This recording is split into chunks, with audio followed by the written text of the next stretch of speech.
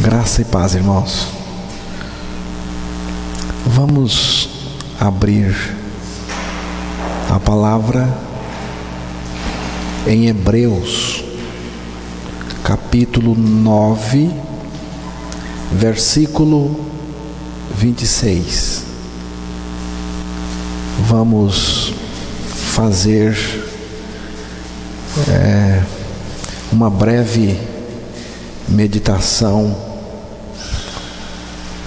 neste texto, nesta noite.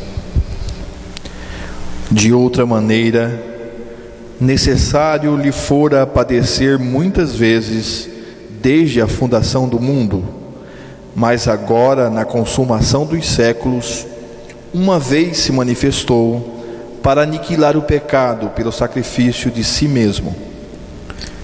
Que Deus revele por sua graça a palavra aos nossos corações, em nome de Jesus. Irmãos, eu gostaria de trazer uma ênfase nesta palavra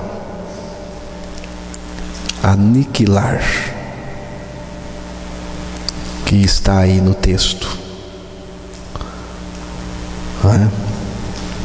Aí diz: de outra maneira, necessário lhe fora padecer muitas vezes desde a fundação do mundo, mas agora, na consumação dos séculos, uma vez se manifestou para aniquilar o pecado pelo sacrifício de si mesmo. Evidentemente, o texto está falando de Jesus, da morte de Jesus, do sacrifício de Jesus. E diz aqui que uma vez se manifestou para aniquilar o pecado pelo sacrifício de si mesmo. Aniquilar o pecado pelo sacrifício de si mesmo. O que significa aniquilamento? Aniquilamento, irmãos, significa total destruição. Aniquilar significa destruir totalmente. Significa extinguir a existência, extermínio total. Aniquilar é reduzir a nada. Aniquilar o pecado, então, de acordo com a definição desse termo aniquilar o pecado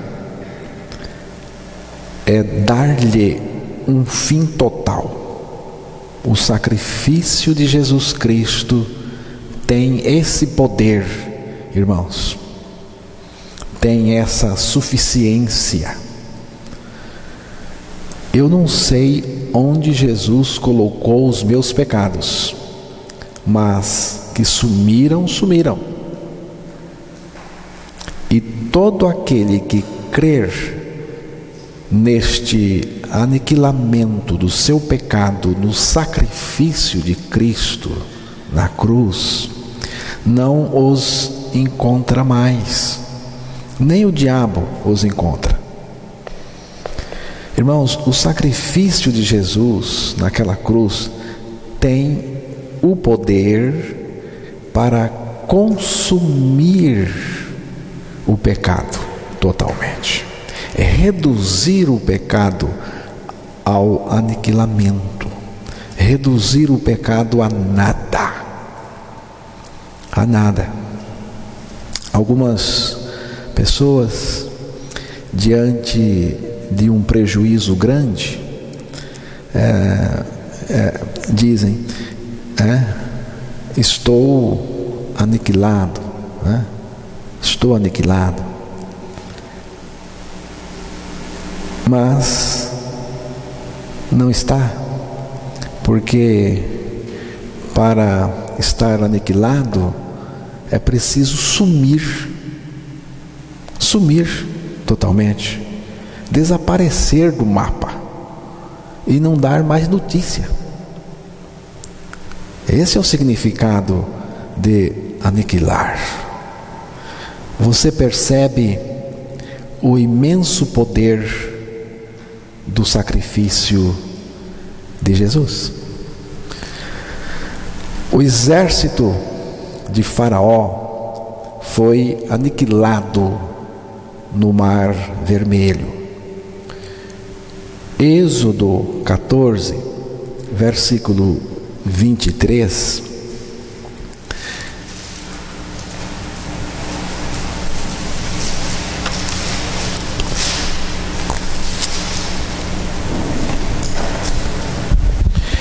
E os egípcios os seguiram e entraram atrás deles todos os cavalos de Faraó e os seus carros e os seus cavaleiros até o meio do mar.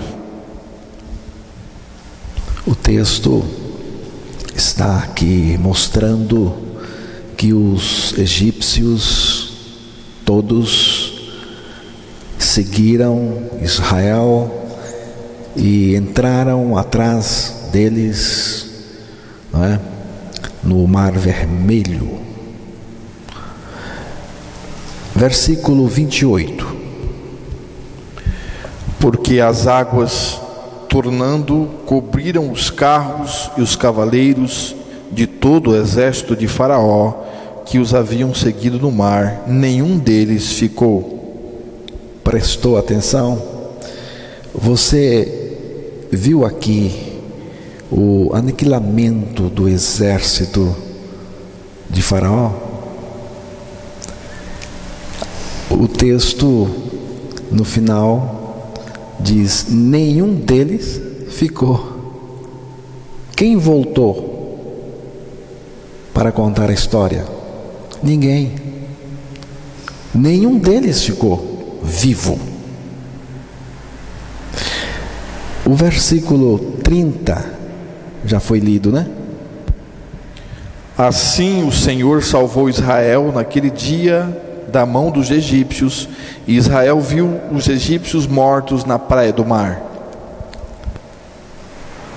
Os egípcios mortos na praia do mar, aniquilado o inimigo.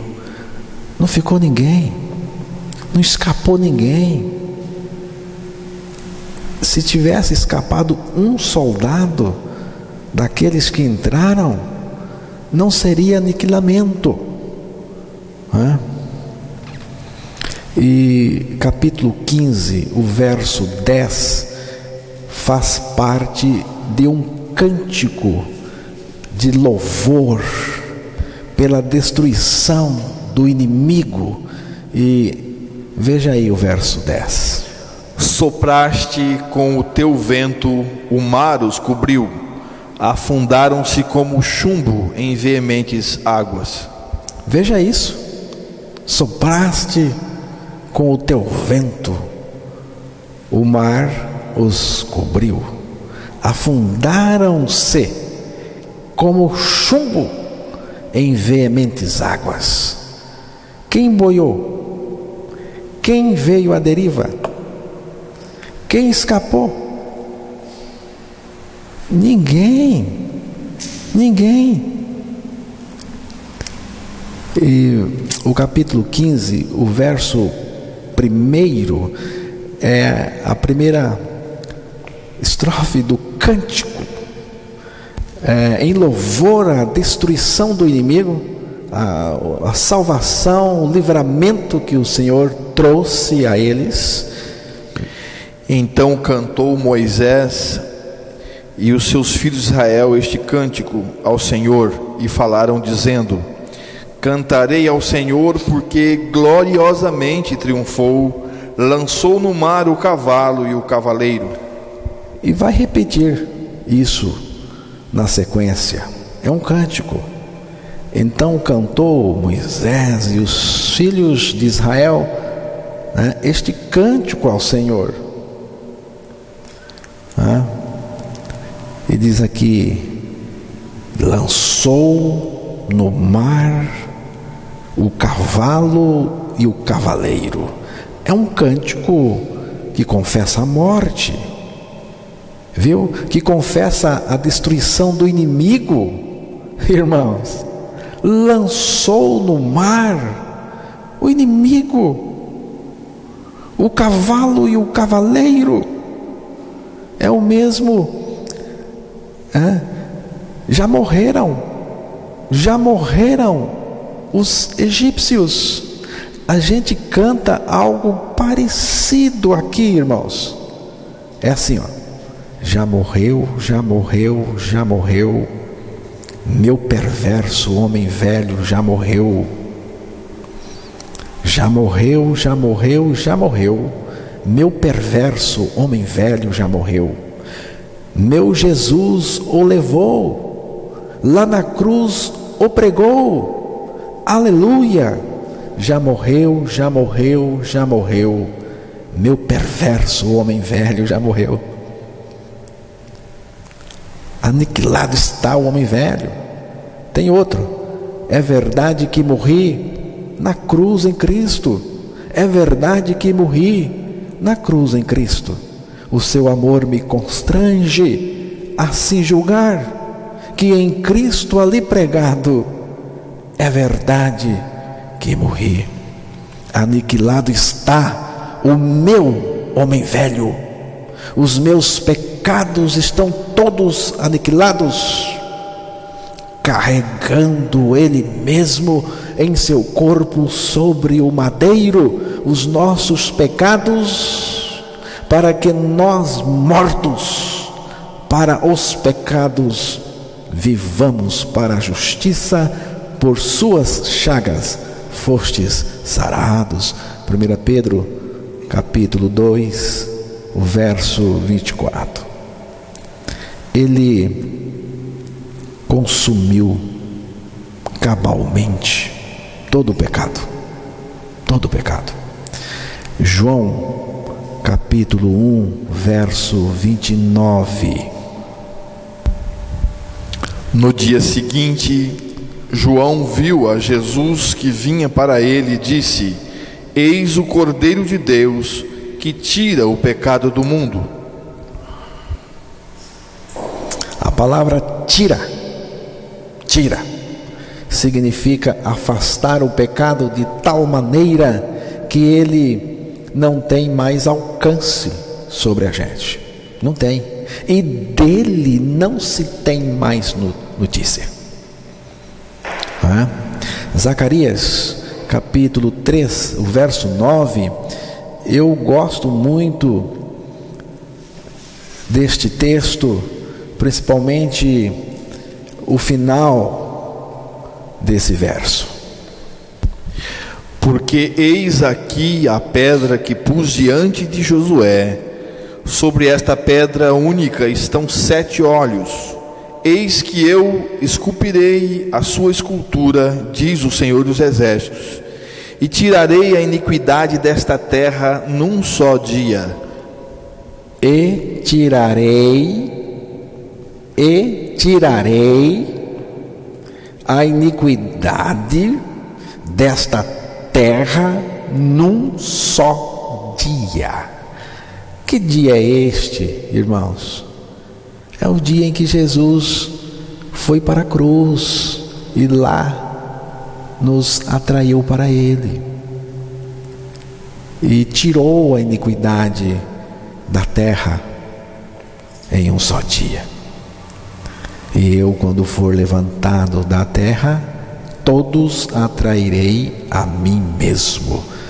Jesus disse essas palavras. Quando você aceitar a sua integração no sacrifício de Cristo, então você vai experimentar o aniquilamento do pecado em você. Para aniquilar o pecado pelo sacrifício de si mesmo. A palavra pecado, que aparece no texto que foi lido no início, né? Onde aparece a palavra aniquilar, para aniquilar o pecado pela morte de Cristo, pelo sacrifício de Cristo. A palavra pecado está no singular, indicando o poder maligno instalado dentro do pecador, a sua própria natureza, né? A natureza do pecador. Se você arrancar uma árvore carregada de frutos, o que acontecerá com essa produção da árvore? Por um dia ou dois, essa produção fica lá nos galhos, mas depois murcha e seca, acaba tudo junto com a árvore, não é? Então, quando o texto diz que Jesus aniquilou o pecado pela sua morte na cruz, está falando que aniquilou o pecado com raiz, com natureza e tudo. O sacrifício de Cristo, irmãos, está lançado para atingir um só resultado, um só: aniquilar o pecado. E não há outro meio para aniquilar o pecado senão pelo sacrifício de Cristo naquela cruz. O único processo de aniquilar pecado é o sacrifício de Cristo. Muita gente, irmãos, muita gente está em luta com o seu pecado e por isso adota o método da confissão. Se vale da confissão, fica na confissão. Muitos confessam os seus pecados e se aliviam, mas não resolve nada, porque dali a pouco já está de novo ofendendo a Deus com o seu pecado, não é? Daí a ideia de que é impossível deixar de pecar, ou que é impossível viver neste mundo, né, sem pecar, sem cometer pecado.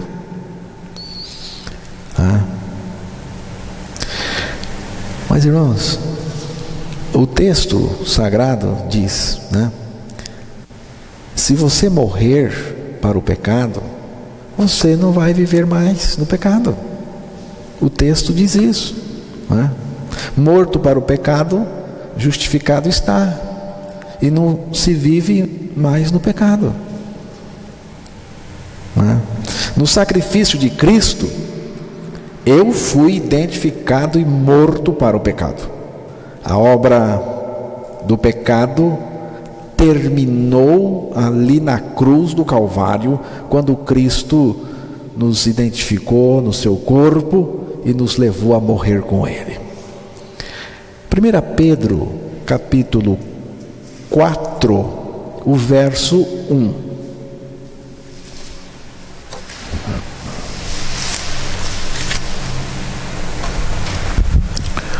Ora, pois, já que Cristo padeceu por nós na carne, armai-vos também vós com este mesmo pensamento, que aquele que padeceu na carne já cessou do pecado.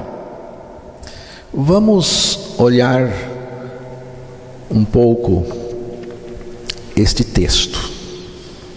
Ora, tendo Cristo sofrido na carne, armai-vos também vós do mesmo pensamento, pois aquele que sofreu na carne deixou o pecado. Tem outra versão.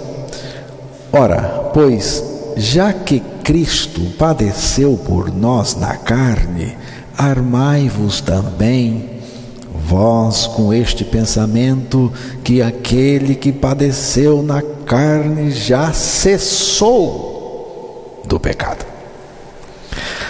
A palavra carne que aparece aí se refere ao corpo crucificado de Cristo.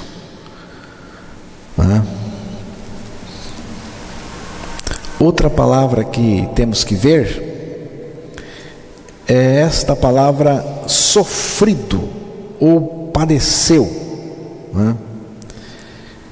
É muito importante, porque a libertação do pecado está diretamente ligada a esta palavra aí, padeceu, sofrido.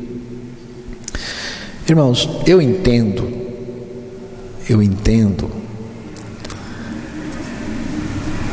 que Pedro estava falando da crucificação do corpo de Cristo na cruz do Calvário. O pecado estava causando um tormento muito grande em Jesus na cruz. Você pode imaginar o pecado de todo mundo, a natureza perversa, a ruindade das pessoas, não é? Tudo nele, ali na cruz, causando um sofrimento indescritível para Jesus. Ele estava sofrendo agonias terríveis. O pecado estava operando no corpo dele, porque ali foi colocado. Mas quando ele morreu, veja bem, quando ele morreu, o pecado que estava nele cessou, terminou. E nós que estávamos nele e morremos com ele, experimentamos também pela fé esse cessar da obra do pecado em nós. Durante 6 horas aproximadamente, Cristo ficou crucificado na cruz, com os nossos pecados nele, com nós nele, com o homem velho nele, com a velha natureza nele. Isto tudo estava no corpo dele operando. Chamamos isto de o poder do pecado. O próprio Cristo, irmãos, o próprio Cristo tinha que morrer para ficar livre desse tormento, para ficar livre do pecado que estava nele, o próprio Cristo. Armai-vos também do mesmo pensamento. O texto disse isso. Armai-vos também do mesmo pensamento. Que pensamento? Que pensamento? Que nós também fomos crucificados no corpo de Cristo naquela cruz, irmãos. E que quando nós morremos com Cristo, o pecado cessou, todo o tormento, toda a obra do pecado operada em nós cessou. Cessou. Fomos livres do pecado quando com ele morremos. Nós sofremos a morte com ele, nós padecemos a morte com ele naquela cruz. Pedro identifica os irmãos com Cristo na cruz.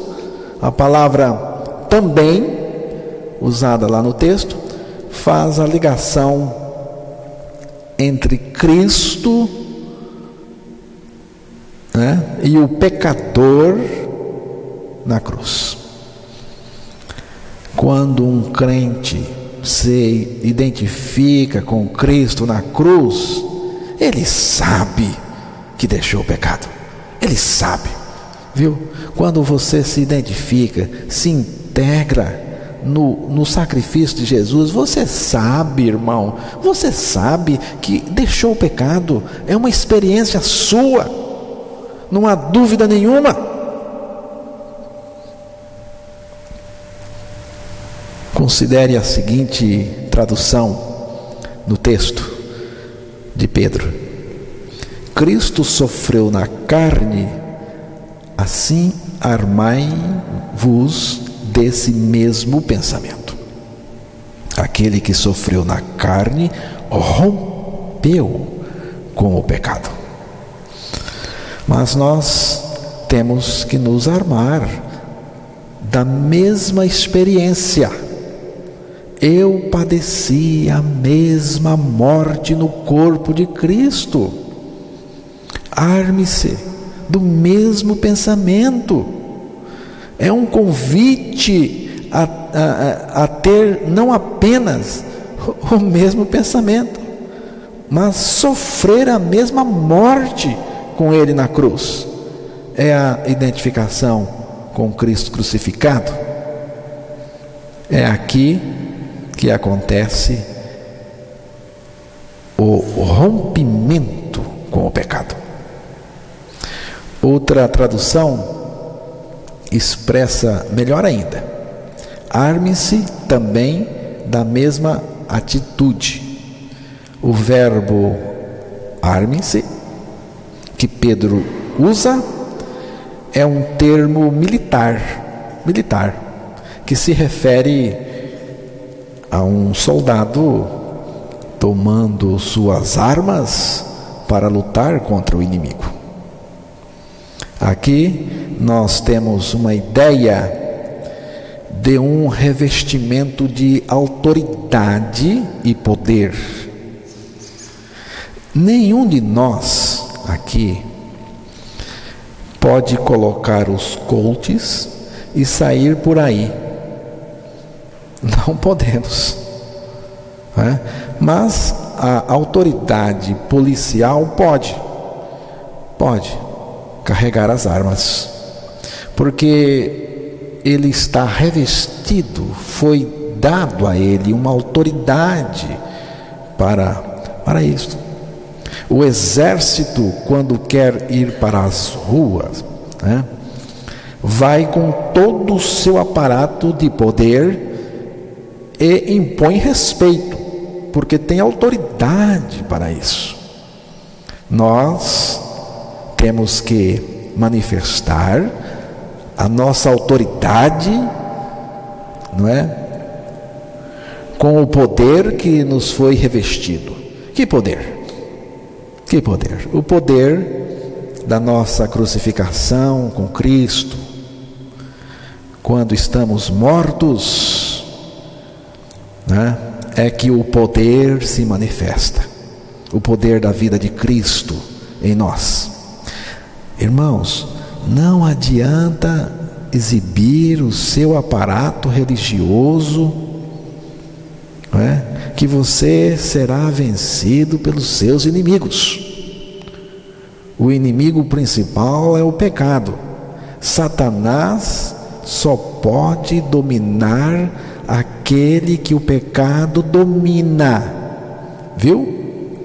O inimigo principal é o pecado.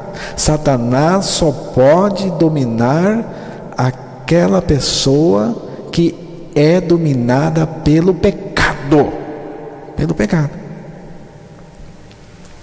Só pode dominar aquele em que o pecado se acha. Mas na vida daquele que morreu com Cristo e o pecado cessou, ele não pode dominar nada. O que é cessar? Por termo, acabar, deixar, não continuar. Todas as pessoas que se acham embaraçadas com o pecado, irmãos, é porque estão embaraçadas primeiramente com o sacrifício de Jesus. Uma vida dominada pelo pecado deve-se ao fato da pessoa não estar integrada ao sacrifício de Jesus Cristo na cruz. Quando a pessoa se integra no sacrifício de Cristo, tudo se ajeita, tudo se endireita, tudo se apruma. Maravilhoso Jesus, tu foste morto e ressuscitaste dos mortos para ser o Senhor. A tua vida está em mim, a tua vida está em nós. E tu vives o teu senhorio em nós. E nós te santificamos como Senhor nos nossos corações. Nós te adoramos como Senhor nos nossos corações. Nós te confessamos. Tu és o Senhor nos nossos corações. Aleluia, irmãos. Aleluia. E aleluia. A vitória é grande. É muito grande. Amém?